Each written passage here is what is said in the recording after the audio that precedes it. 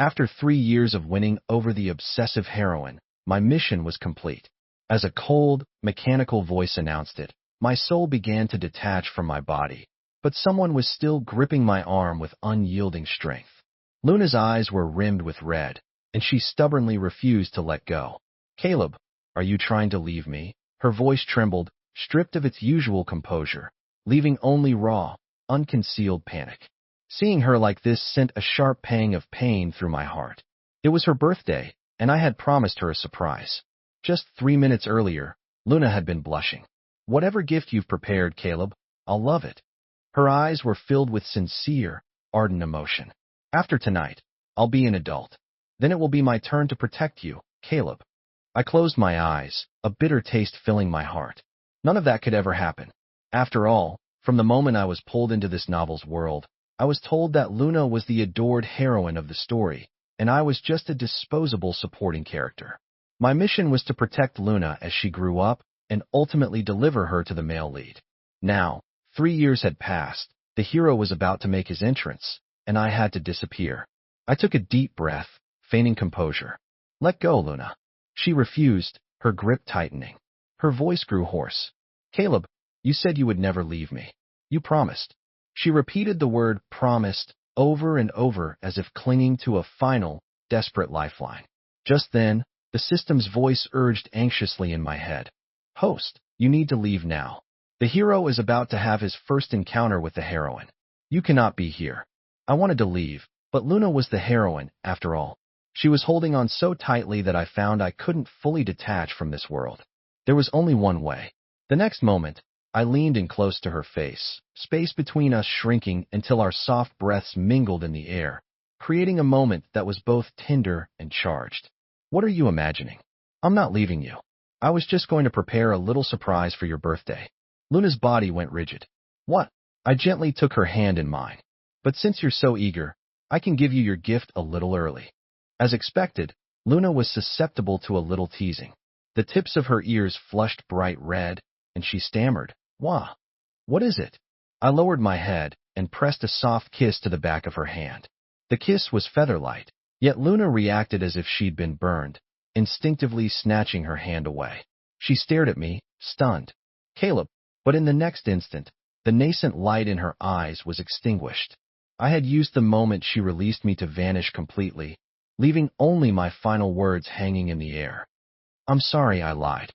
I saw the utter disbelief on Luna's face, a storm of pain and madness brewing in her eyes. She reached out as if to grab me, but then my vision plunged into darkness. I knew I had left the world of the novel. I sighed. It was cruel, but since Luna and I would never meet again, it was better to shatter her hopes completely. That way, she would give up on me and devote herself to the hero in the original story. The hero's name was Leon, a warm, healing, and empathetic character. He was the one destined to be with Luna for life. For completing the mission, I was granted a 5-year vacation. Lying in a soft bed, I closed my eyes, determined to forget the whole experience, to lock away any feelings that had crossed the line so I could focus on the next mission. But the moment I closed my eyes, Luna's final expression materialized in my mind.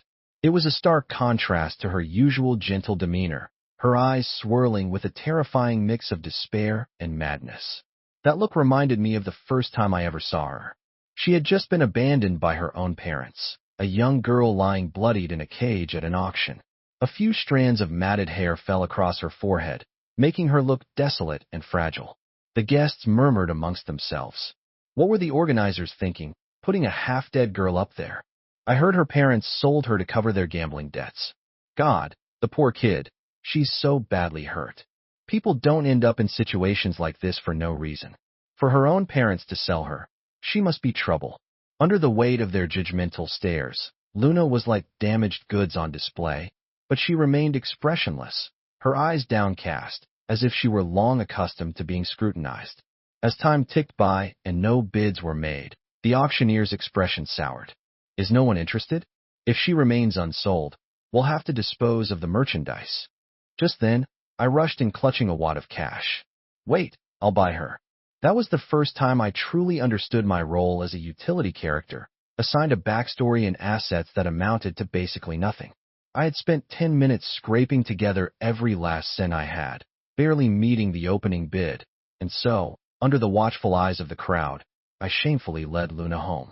I'd saved her, but now came the next problem. I had no idea how to take care of her. She stood at the doorway like a wary, injured kitten, refusing to come inside. She seemed unresponsive, but I could feel the tension in her posture, her eyes fixed on me. Her stare made my skin crawl, and I managed to choke out a dry, scripted, "Hi, my name is Caleb." Still no reaction. I felt awkward, but I understood. In the original story, Luna had been tormented by her parents for 15 years. It was only natural for her to be on guard. The thought softened my heart, and a genuine warmth crept into my voice. From now on, I'm your family. You don't have to be so guarded around me. Luna finally looked up, her eyes as dark as ink, and spoke for the first time. What's the catch? The catch? I was taken aback. Her entire body was tense. What do you want from me for saving me? The heroine, true to form, had me speechless in just a few words. I couldn't very well tell her I was only getting close to her to complete a mission for the system. So, I gently patted her head. You can call me Caleb now. It was her turn to be stunned. What? What catch could there be? I gave her a mischievous grin. But if you want me to stick around, how about you try saying my name? Let me hear you say Caleb, okay? After all, I just bankrupted myself for her. It wasn't too much to ask the future powerhouse to say my name a few times, was it? In the dim light, a faint blush crept onto her cheeks. After a long moment, as if flustered by my teasing, she awkwardly forced out the word, me. Then I laughed, carefree, not knowing then that I would end up desperately protecting her for 3 years, all because of the way she said my name. From that day on, Luna stayed with me. According to the original plot, these 3 years were supposed to be filled with dark events that would have hardened Luna, making her cold, ruthless, and cruelly paranoid at a young age. So I deliberately went against the script, using my knowledge of the future like a set of spoilers. I guided her away from countless dangers, protecting her through every harrowing, yet ultimately harmless, ordeal. And Luna changed. The gloom and withdrawal faded, and she blossomed into a remarkable, gentle young woman. Whenever she looked at me, her beautiful almond eyes would be filled with an undisguised smile. She would whisper my name, Caleb, over and over in that low, lovely voice of hers, sending a shiver down my spine every time. My thoughts drifted back to that final moment 3 years ago. The look in Luna's eyes then was that of a complete stranger compared to the girl in my memories. Suddenly, for no reason, my heart lurched. What must she have felt, being betrayed by the person she trusted most? Anger? Despair? Resentment? I jolted awake from the nightmare, drenched in a cold sweat, and instinctively called out to the system. System, how is Luna now? The system seemed surprised. You mean the heroine from the last world? Her condition is not good. Her emotional state is unstable and deteriorating. My heart clenched, but the system quickly added, this is normal, though. It follows the original plot. At her lowest point, the heroine meets the hero, Leon, who acts as her salvation, and she falls madly in love with him. Having been betrayed, Luna becomes extremely insecure, even imprisoning Leon at one point. But eventually, with his help, she overcomes her demons, and they live happily ever after. I didn't need the system to recite the story I'd read 1,000 times. I finally let out a breath of relief. The ending was pre-written. What was there to worry about? It wasn't until much later that I realized how terribly wrong I was. If I had paid closer attention to the obsessive, feverish, even pathological glint in her eyes when she looked at me, I might have realized she was a master of disguise, hiding a dangerous instability. Someone that unstable could never be controlled by a simple plot. The so-called ending had long since gone off the rails. What? I couldn't believe what I was hearing. 5 years had passed, my long vacation was over, and I was about to start my next assignment when the system sheepishly informed me, Luna's darkness value has skyrocketed. The hero failed to win her over. The plot has completely collapsed, and the world is on the verge of self-destruction. The system's voice was meek. Host, Leon failed. You have to go back and win her over instead. Why didn't you tell me sooner? Sending me back after I completely betrayed her. That's a suicide mission. I couldn't imagine how deeply my betrayal must have wounded her to make her darkness value spike so dramatically. And now I was supposed to go back and win her over? I remembered the original plot, and my blood ran cold. 5 years later, Luna was now 23. According to the story's progression, she would be at the apex of her power, wealth, and influence. Ruthless, cruel, and dangerously paranoid. Me, facing her now, would be like a tutorial-level character trying to take on a final boss. I shook my head, refusing the system's request, but the system started to sound like it was sobbing. Please, host, I'm begging you. That world is our responsibility. If it's destroyed, we'll be erased too. Even after I was sent back, the sense of absurdity was overwhelming. The system told me Luna was at an auction, and I was transported directly to the event. Once I managed to accept my new reality, I looked around and realized everyone was wearing elaborate masks. It must be some secret high society auction. If everyone was masked, how was I supposed to find Luna? Just as I was mentally cursing the system's incompetence, the red curtain on stage slowly parted to reveal a painting. It was a simple sketch, just a few lines, but it perfectly captured a young girl's sleeping face. A ripple of confusion went through the audience, and my own eyes widened in disbelief. Not because it was some great masterpiece, but because it was the drawing I had made of Luna 8 years ago when she first came to live with me. She suffered from terrible headaches every night, unable to sleep. It was a side effect from the heavy sedatives her parents had forced on her. I used to take her to the clinic for treatment, and every night I would sit with her, telling her silly stories or humming lullabies until she drifted off. Over time, her resistance faded, and she was able to find a shallow sleep. I drew this picture of her one of those nights while she slept. When she woke up, I gave it to her. I hope you have sweet dreams every night from now on. Her cheeks had flushed slightly as she pursed her lips and accepted the drawing. I never expected that after all this time, I'd see it again at an auction 8 years later. The people in the crowd exchanged confused glances, clearly seeing nothing of value in the simple sketch, and they were right. As the original artist, I knew it was worthless. $10 million. A voice suddenly cut through the silence. A collective gasp went through the room.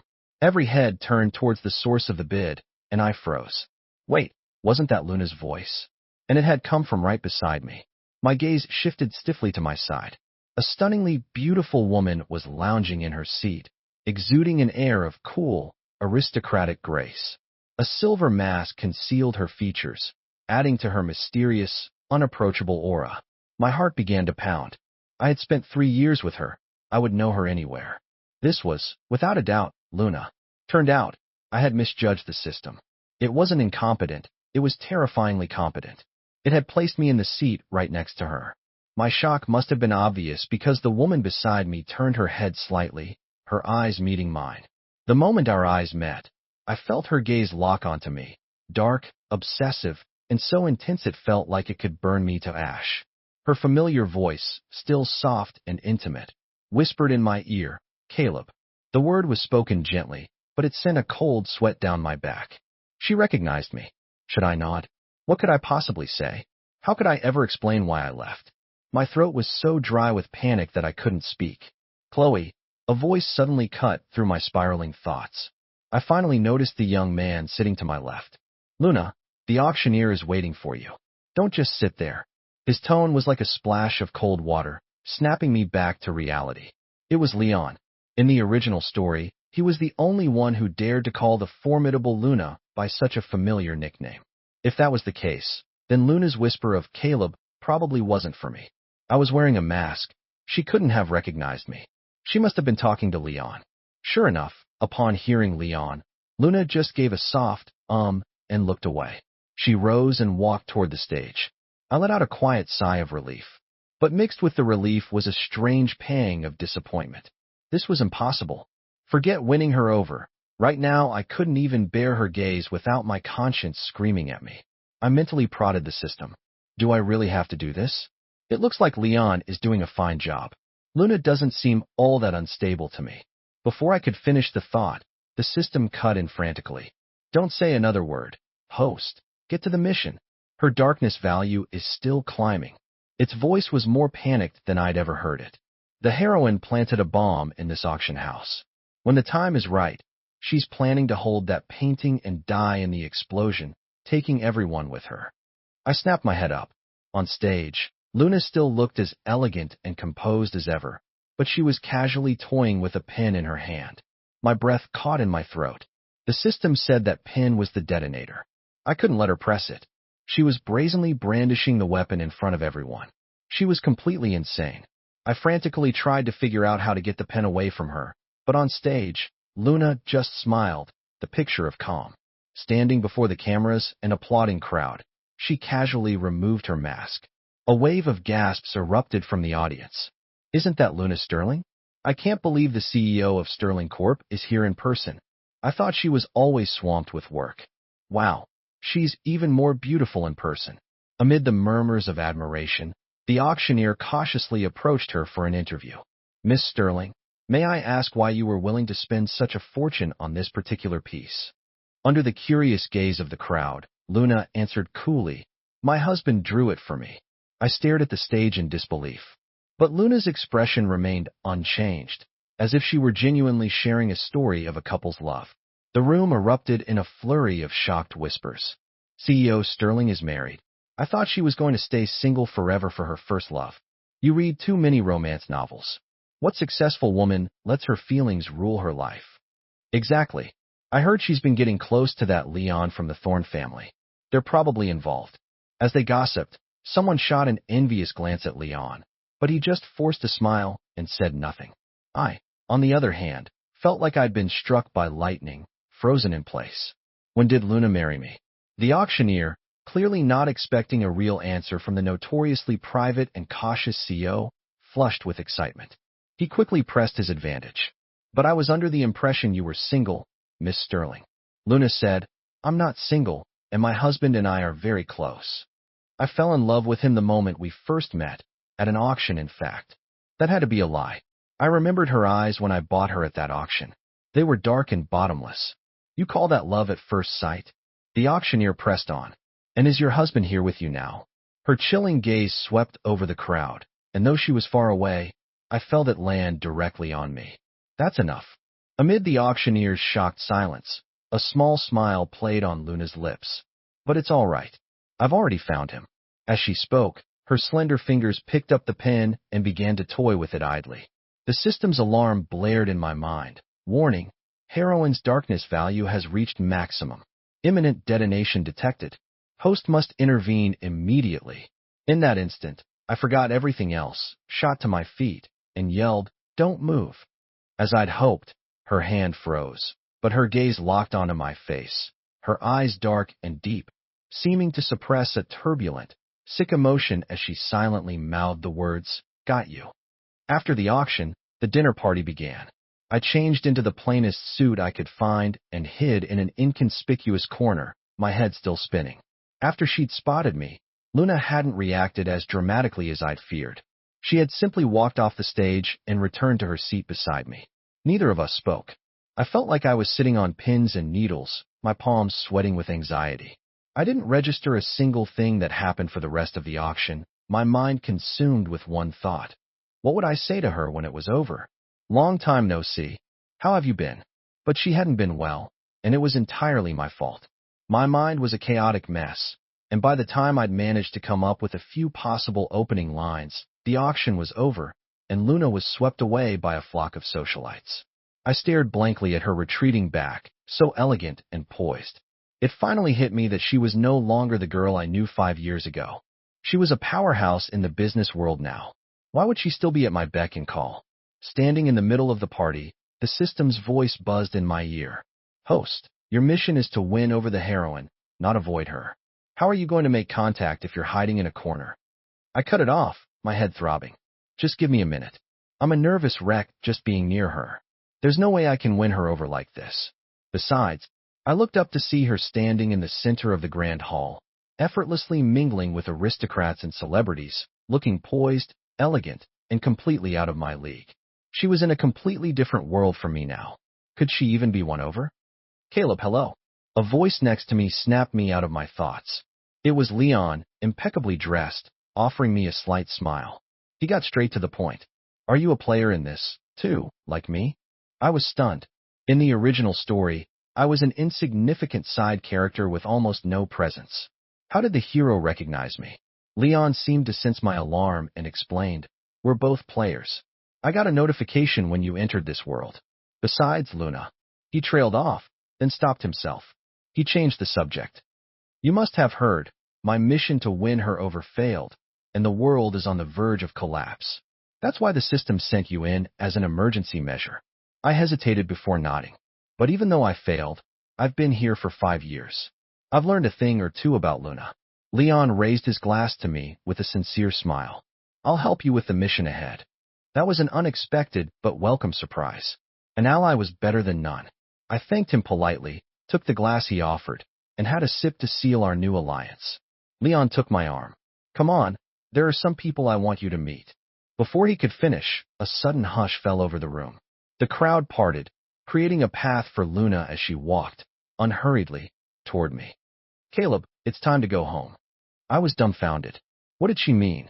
Leon's expression tensed. "Luna, Caleb just agreed to come with me." Luna shot him an icy glare. "My husband and I have been apart for 5 years. Do I now need a stranger's permission to spend time with him?" At her words, Leon's face went pale, and a bead of sweat trickled down his forehead. "No, of course not." Seeing his reaction, my own sense of dread intensified. What had Luna done over the past 5 years to terrify Leon so completely? If she treated the hero like that, what did she have in store for me? Was she planning to kill me? When I didn't move, Luna stepped forward and took my hand. "Let's go." I didn't dare resist, and stiffly followed her. All eyes in the room darted between the three of us. Everyone there was an expert at reading a room. After a moment of stunned silence, the flattery began. "So this is the husband CEO Sterling was talking about. He's so handsome, and his suit is so simple and elegant. He must be a very sensible, down-to-earth man. 5 years long distance, and still so in love? I'm so envious. Please, if you can't think of a real compliment, just don't say anything." Besides, Luna looked furious, like she wanted to murder me. How could anyone think we were in love? As I was grumbling internally, a wave of dizziness washed over me without warning. My knees buckled, and I started to fall. Luckily, Luna's reflexes were fast. She caught me, pulling me into her embrace before I blacked out. I saw the ferocious look on her face, her eyes filled with a chilling rage. What was happening? When I woke up, I felt dizzy and feverish. An unhurried voice spoke. "You're awake." I realized Luna was sitting on the edge of the bed, her head tilted as she watched me. Her shirt was partially unbuttoned, revealing her delicate collarbones and slender shoulders, giving her a look of casual languor. A single glance made my head feel even hotter, and I quickly looked away. "Where am I?" Luna replied, "My house." "Your house?" I repeated, stunned. "Why did you bring me here?" Luna, who had been idly toying with a silk tie, paused. "Caleb, have you forgotten something?" She leaned over me and, with a gentle but irresistible strength, she used the tie to bind my wrists. I was shocked. "Luna, what are you doing?" I tried to struggle, but that strange heat coursing through me left me weak and almost unable to move. In the warm lamplight, Luna examined the knot she tied, looking at me like I was a present waiting to be unwrapped. "Caleb," her voice was a low, husky whisper, "it's been 5 years. When are you going to give me that birthday present you promised?" My body went rigid.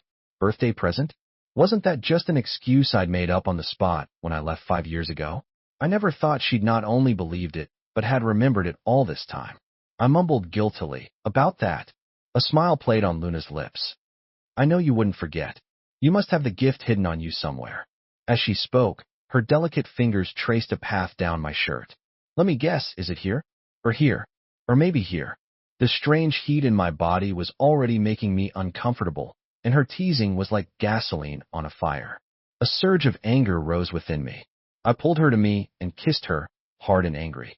All the years of repression, guilt, and anger found an outlet in that moment. When the messy kiss ended, I gave her the same cruel smile I had 5 years ago. "So this birthday present from your Caleb, are you satisfied?" I had meant to provoke her, to push her away, but instead, the look in her eyes only deepened. Her breathing was ragged as she leaned in again, whispering, "I want to be even more satisfied." Knock, knock, knock. Just then, an urgent knock sounded at the door. "CEO Sterling, Mr. Thorne is here to see you." Luna's expression soured at the interruption, but at the mention of Leon's name, she paused. A cold smile touched her lips. Perfect. I have some business with him. There was a frightening edge to her voice as she got up to leave. I quickly gestured with my bound hands. Wait, aren't you forgetting something? Don't you think you should untie me? The faint, amorous blush still on her cheeks, she gave me an innocent smile. I can't. Her tone was like she was placating a child. It's dangerous out there. You were out of my sight for 2 minutes at the party last night, and someone drugged you, so it's better if you just stay right here with me. Was I being held captive by Luna? My hands were tied, and the door was locked. I slumped back onto the bed, furious. System, is there any way to get me out of here? To my surprise, the system's reply was positively cheerful. Why would you want to leave, host? Do you realize Luna's darkness value has already dropped by 40 points? Based on my analysis, the closer you are to her, the more her darkness value drops. The world is no longer in immediate danger of collapse. What kind of bizarre rule was that?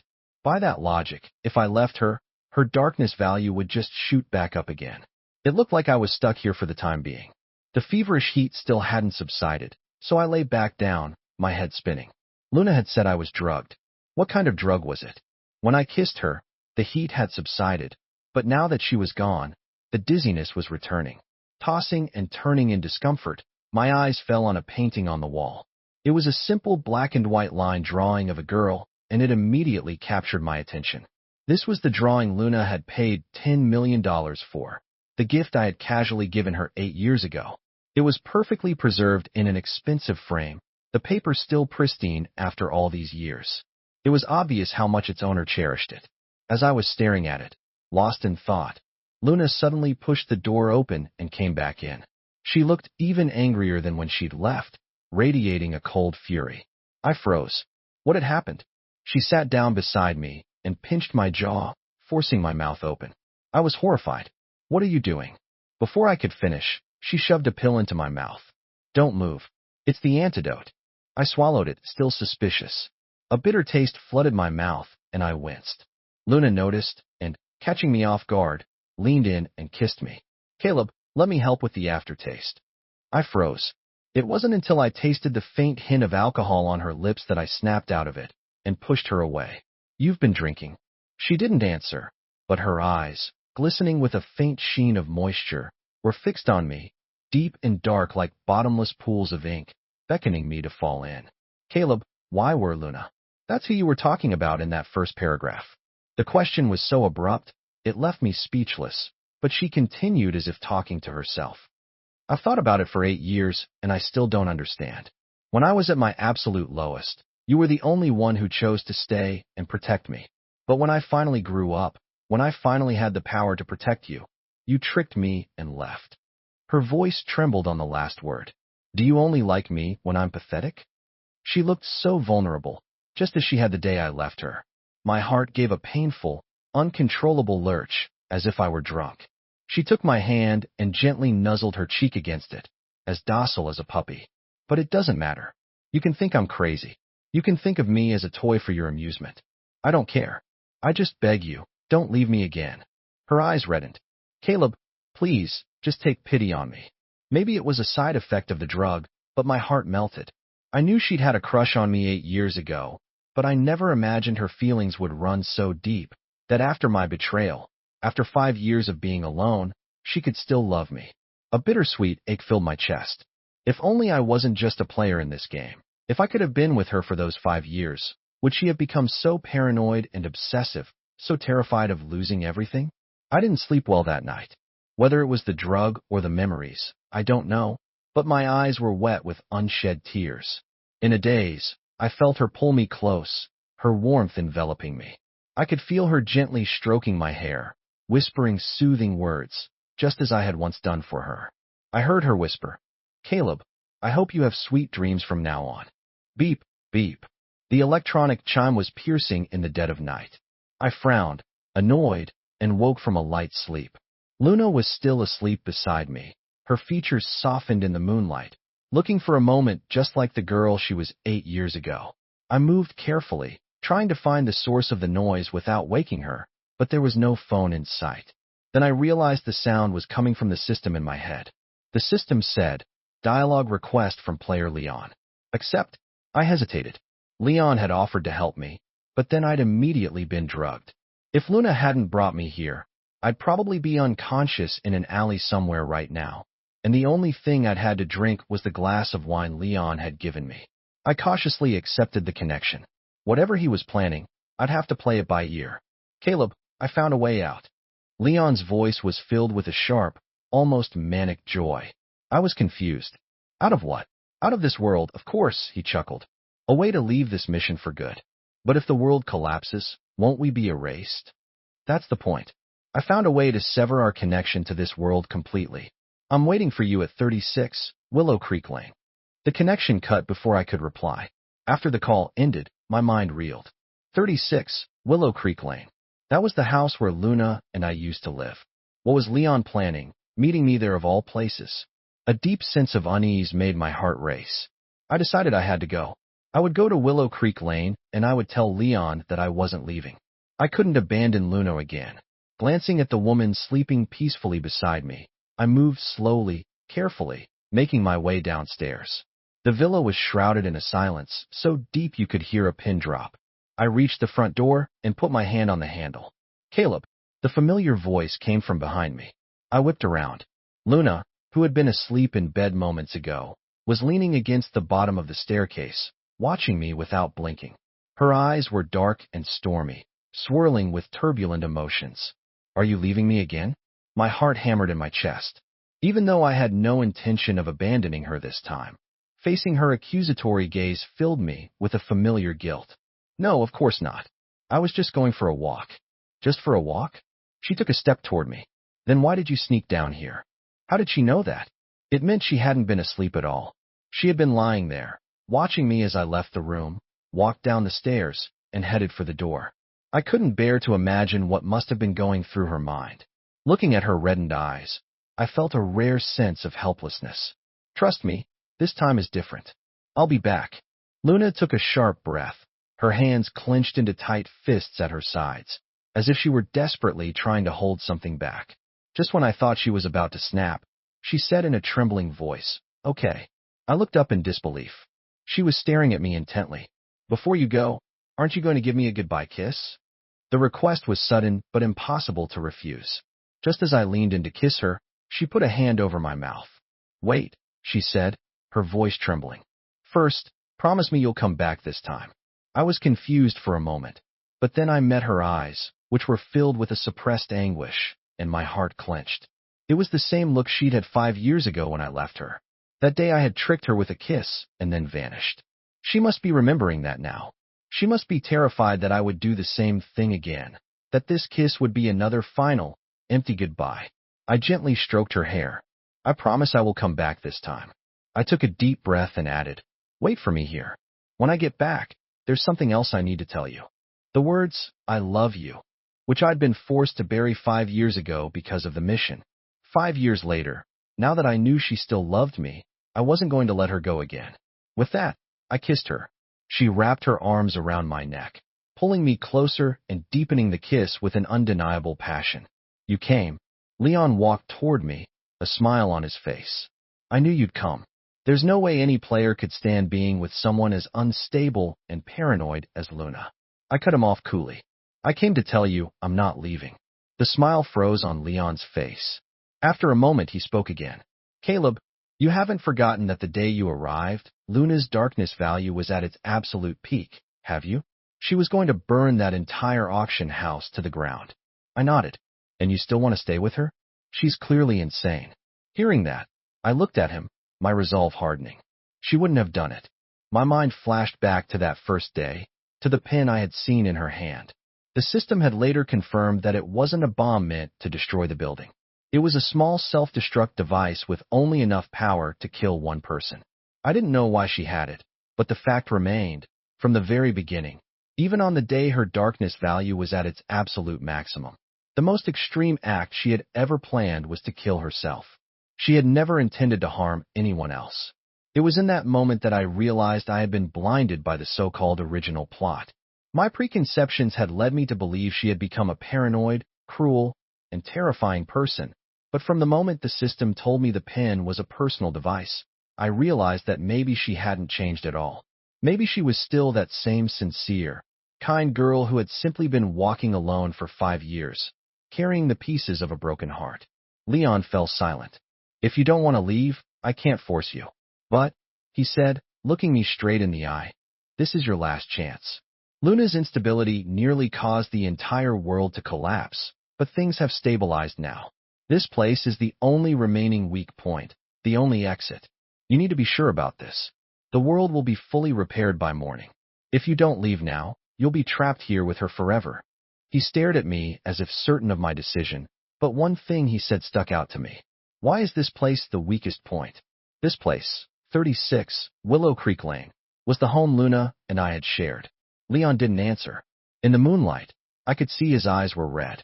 He said suddenly, his voice thick with emotion, Caleb, sometimes I really hate you. I was taken aback. I was supposed to be the hero of this story. I was supposed to be the one to heal her, but she only ever had you in her heart. I tried everything. I tried to follow the script, to get her to open up to me, but nothing worked. His voice broke. She broke down so many times, but she never once came to me.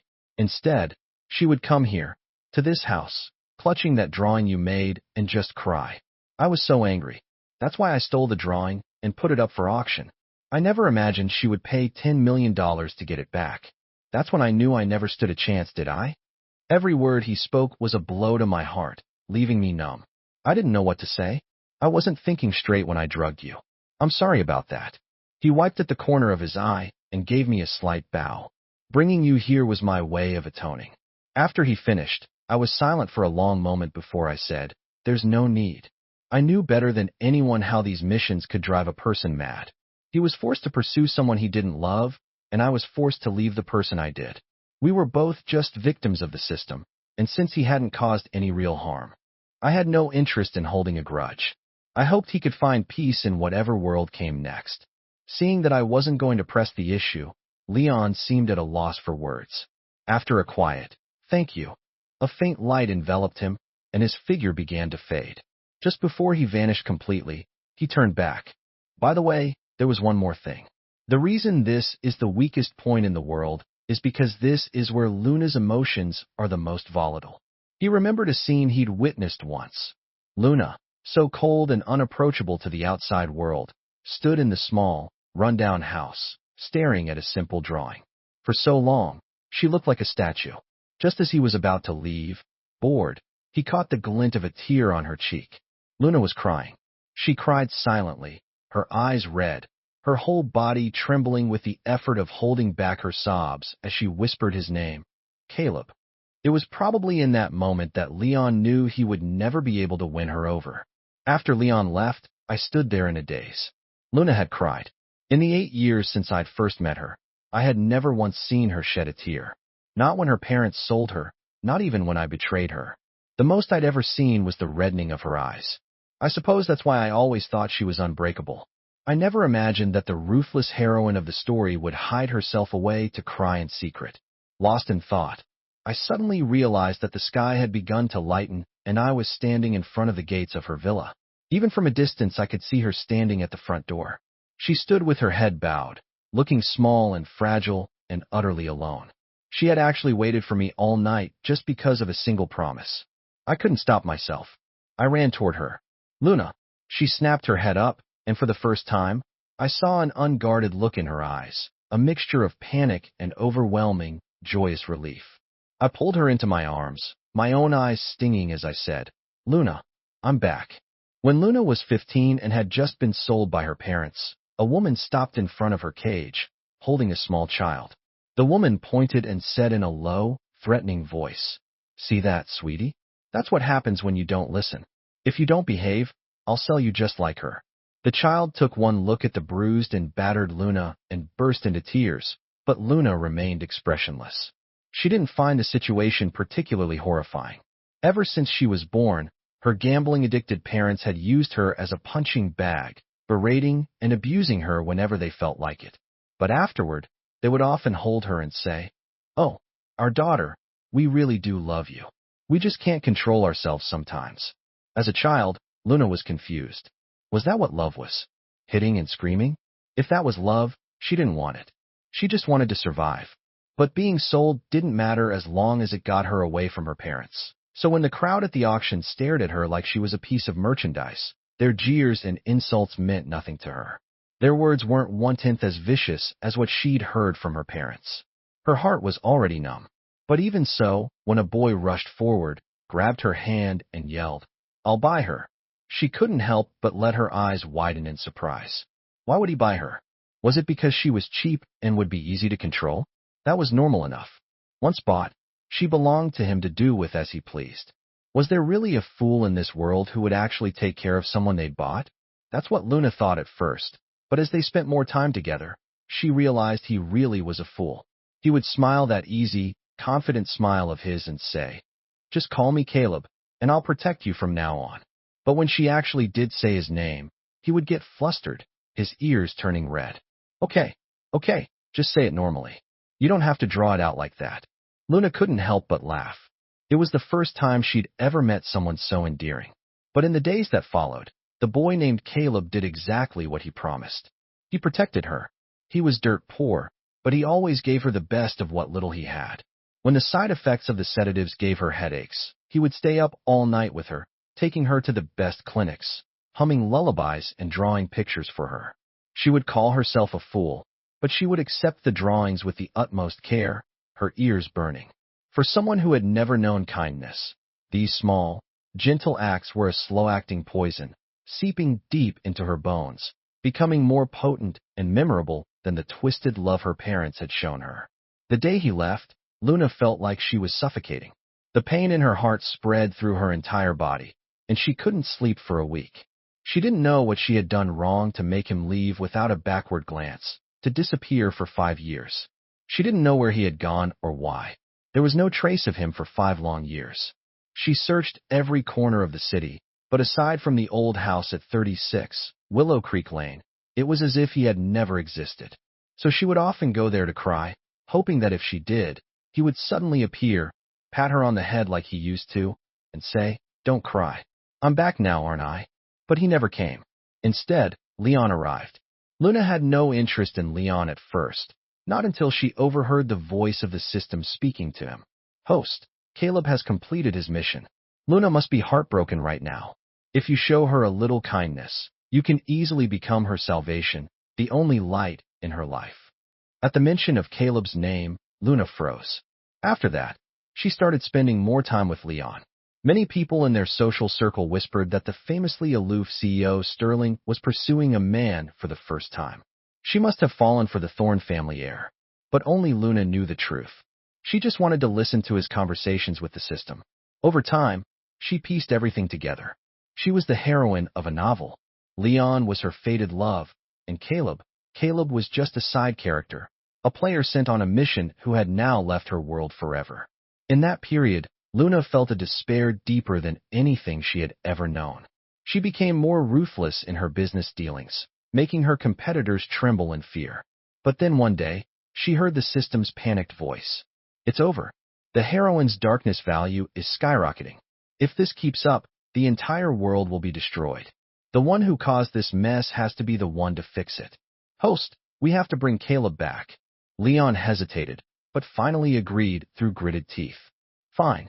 Since I can't win her over, bring him back." She couldn't describe the feeling that washed over her in that moment. A wild, chaotic mix of joy, anxiety, and madness. She had made 2 plans for that day. If he didn't come back, she would hold the only thing she had left of him and let the flames consume them both, turning them to ash so they could never be separated. That would be a kind of togetherness. But if he did come back, she would never, ever let him go. And thankfully, just as she was about to activate the device, a familiar voice called out across the chasm of 5 years. "Don't move." Beneath her mask, Luna's lips curved into a smile. He was back. After the party, Leon found her. "Luna, I really don't think spending $10 million on that drawing was worth it." "It was you, wasn't it?" Luna cut him off, her voice cold. "Who stole my drawing and put it up for auction?" Leon froze, opening his mouth as if to explain. She turned to leave. "I can hear your conversations with the system. Don't bother lying to me. Considering you and the system did me a great favor, I'll let it slide this time." But she said, looking at his stunned face, her voice dropping to an icy whisper. Don't let there be a next time. After she walked away, she heard his choked voice behind her. Luna, do you really think you can keep him? Players like him can travel between worlds. If he doesn't want to stay, no one can force him. If you hadn't become so unstable that the world was about to collapse, do you think he would have ever come back for you? Stop dreaming. Who would want to be stuck with an unstable psycho? Your selfish love is just going to make every second of his life a living hell. That night, Luna thought a lot, and she drank a lot. Was her love for him a cage? Was he really in pain when he was forced to be with her? She had planned to lock him away forever. But that night, she found herself unlocking all the doors in the house. More than she wanted to avoid her own pain, she wanted to avoid causing him any, so she gave him back the choice. After he left with Leon, she leaned against the front door alone. The night stretched on, an oppressive, endless darkness that seemed to suffocate the very air. What if he didn't come back? What if he had tricked her again and had already moved on to a new world? There was nothing she could do. She could only stand there and wait. The night felt as long and endless as the past 5 years had been, long enough to drive a person to madness and despair. Luna, a familiar voice called out. She snapped her head up and realized the sky had grown light. He was running toward her, stumbling through the morning light until he finally wrapped his arms around her. She hugged him back, her arms trembling as she held him tighter and tighter, as if trying to merge him into her very bones.